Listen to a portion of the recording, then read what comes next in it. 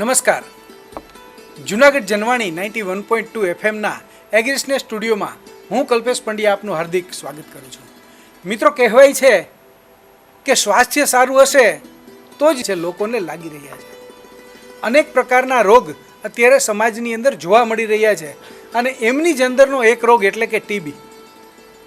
TB એવી બીમારી છે કે જે બેક્ટેરિયાને હિસાબે થાય છે અને જેમને હિસાબે ખૂબ જ મોટી નુકસાની પણ થાય છે. એમના માટે આપણે સતર્ક બનવું જોઈએ, જાગૃત બનવું જોઈએ.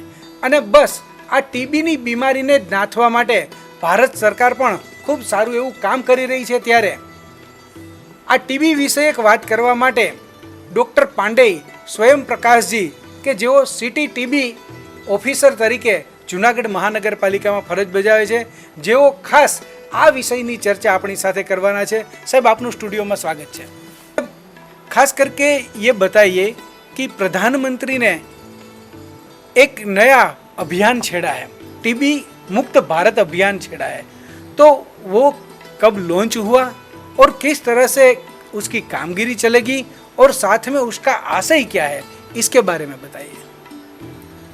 आपने बहुत ही अच्छा प्रश्न किया. ये प्रधानमंत्री टीबी मुक्त भारत अभियान दरअसल 9 सितंबर 2022 को महामहिम राष्ट्रपति जी के द्वारा लॉन्च किया गया और वर्ष 2025 तक जो माननीय प्रधानमंत्री जी का लक्ष्य है भारत को टीबी मुक्त बनाने का, इस लक्ष्य को प्राप्त करने के लिए ही यह एक बहुत ही सुंदर सा कदम है जिसमें समाज की भागीदारी के द्वारा भारतवर्ष को 2025 तक टीबी मुक्त बनाने का सपना देखा गया है और योजना बनाई गई है जिससे इस लक्ष्य को प्राप्त निश्चित रूप से किया जा सकता है. દર્શક મિત્રો, સાહેબે આપણને વાત કરી કે આ અભિયાનનો આશય શું છે. સાથે સાથે આપણે સાહેબને એ પણ પ્રશ્ન પૂછીએ, सर ये जो टीबी रोग है उसके लक्षण क्या है और दर्दी को यानी कि पेशेंट को कैसे मालूम होता है कि उसको टीबी हुई है, उसके लक्षण क्या है, इसके बारे में बात कीजिए.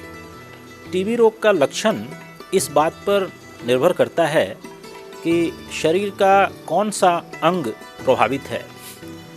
सामान्यतया जो सबसे कॉमन है वो है पल्मोनरी ट्यूबरकुलोसिस, यानी फेफड़े में ट्यूबरकुलोसिस का इन्फेक्शन. लेकिन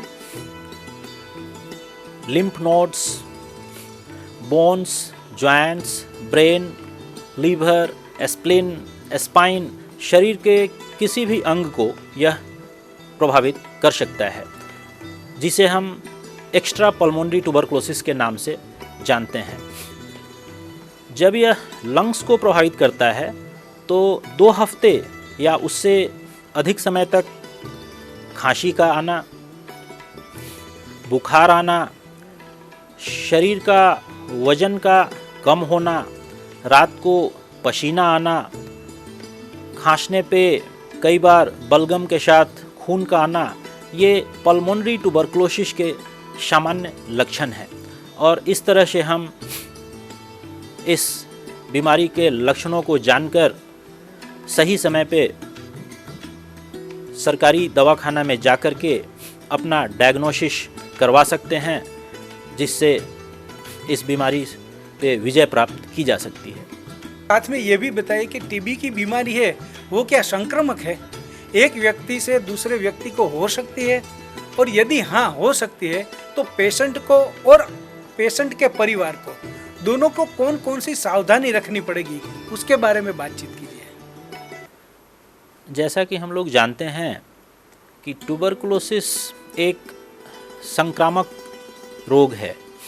एक व्यक्ति से दूसरे व्यक्ति तक ड्रॉपलेट्स के माध्यम से जब ट्यूबरकुलोसिस से ग्रस्त व्यक्ति खांसता है या छींकता है तो उससे ड्रॉपलेट्स बनते हैं, और ये वातावरण में जो ड्रॉपलेट्स हैं जब कोई दूसरा व्यक्ति उसको इनहेल करता है तो श्वास की नली के माध्यम से वह लंग्स तक पहुंच जाता है, और अगर शरीर की रोग प्रतिरोधक क्षमता कमज़ोर होती है तो एक्टिव ट्यूबरक्लोसिस के रूप में वह प्रेजेंट करता है।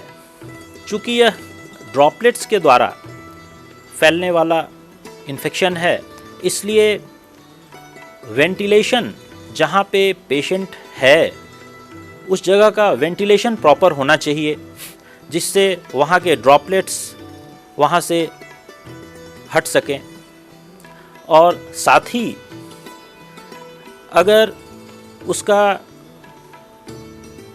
सही समय पे इलाज शुरू हो जाए तो अगर 2 हफ्ते तक समुचित इलाज लिया जाए तो सामान्यतया एक जो टीबी का पेशेंट है वह नॉन इन्फेक्शस बन जाता है, यानी कि चेन ऑफ ट्रांसमिशन रुकने की बात है। तो इस तरह से सही समय पे इलाज से बचा जा सकता है, प्रॉपर वेंटिलेशन से बचा जा सकता है, या आजकल ट्यूबरक्लोसिस प्रिवेंटिव थेरेपी जिसे हम शॉर्ट में टीपीटी कहते हैं,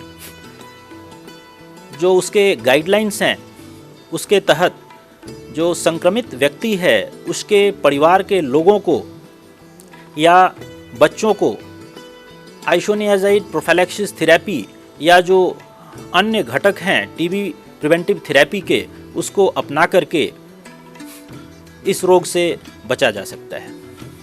દર્શક મિત્રો, સાહેબે આપણને જણાવ્યું કે આ બીમારી જે છે એ સંક્રમક બીમારી છે, એટલે કે એક વ્યક્તિથી બીજી વ્યક્તિ સુધી શ્વાસોશ્વાસથી પણ ફેલાઈ શકે છે।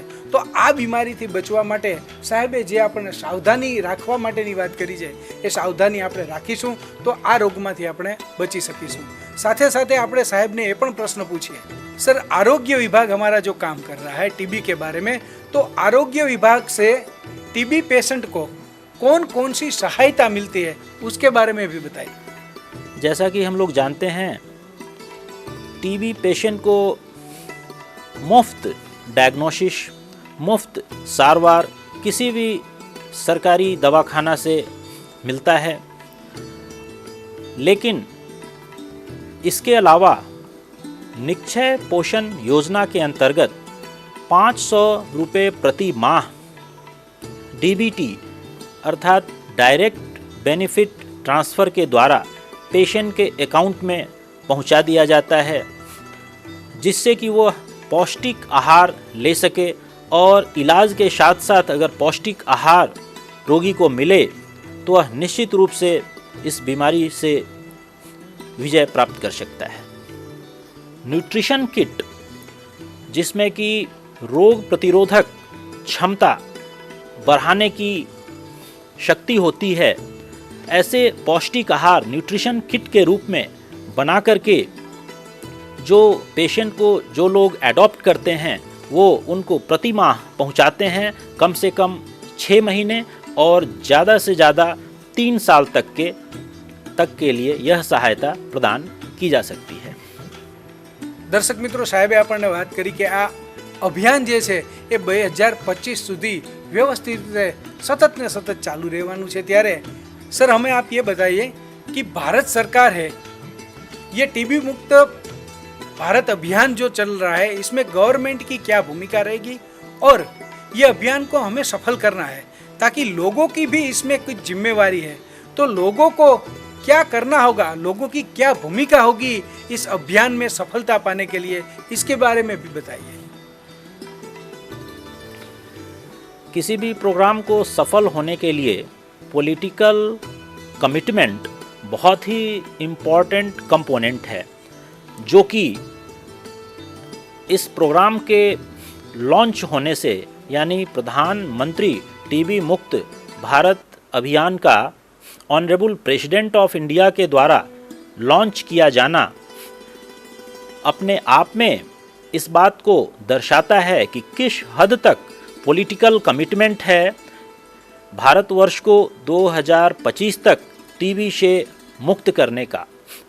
साथ ही किसी भी प्रोग्राम की सफलता के लिए समाज के लोगों का आगे आना और इस प्रोग्राम से जुड़ना बहुत अधिक ज़रूरी होता है, जिसका एक अवसर प्रदान किया गया है इस प्रोग्राम के माध्यम से। जो कोई भी इस प्रोग्राम से जुड़ता है प्रधानमंत्री टीबी मुक्त भारत अभियान के तहत, उसे निक्षय मित्र के रूप में जाना जाता है और वह पौष्टिक आहार का किट पेशेंट को दे सकता है। साथ में जैसा कि हम लोग जानते हैं कि कई बार जो पेशेंट होता है वो ब्रेड विनर होता है परिवार का, तो अगर ब्रेड विनर ही बीमार हो तो स्वाभाविक रूप से परिवार की आर्थिक स्थिति खराब हो सकती है। तो इसके लिए जो लोग एडॉप्ट करते हैं पेशेंट को, वो पेशेंट के परिवार वालों को वोकेशनल सहायता भी दे सकते हैं, उनको इस लायक बना सकते हैं कि वह अपनी आमदनी खुद कर सकें और इस तरह से अपने पेशेंट का भी ध्यान रख सकें और अपना भी जो उनका ज़रूरी आवश्यकताएं हैं उसका पूर्ति कर सकें। દર્શક મિત્રો, ટીબી એ ભયંકર બીમારી છે। જો સાવધાની રાખવામાં ન આવે તો મૃત્યુ આંક ઊંચો પણ જવાની શક્યતા છે।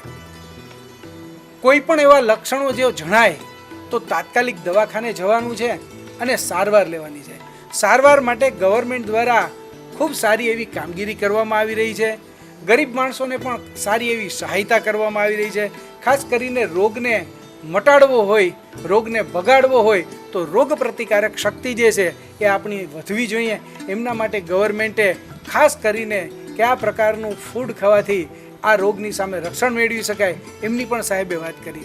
તો મિત્રો, ખરેખર આ સુંદર મજાની માહિતી टीबी थी मुक्त थवा माटेनी साहेबे आपी। साहब, आप हमारे स्टूडियो में पधारे और सभी दर्शकों को आपने एक बहुत अच्छी जानकारी टीबी के बारे में दी, इसलिए आपका खूब खूब धन्यवाद।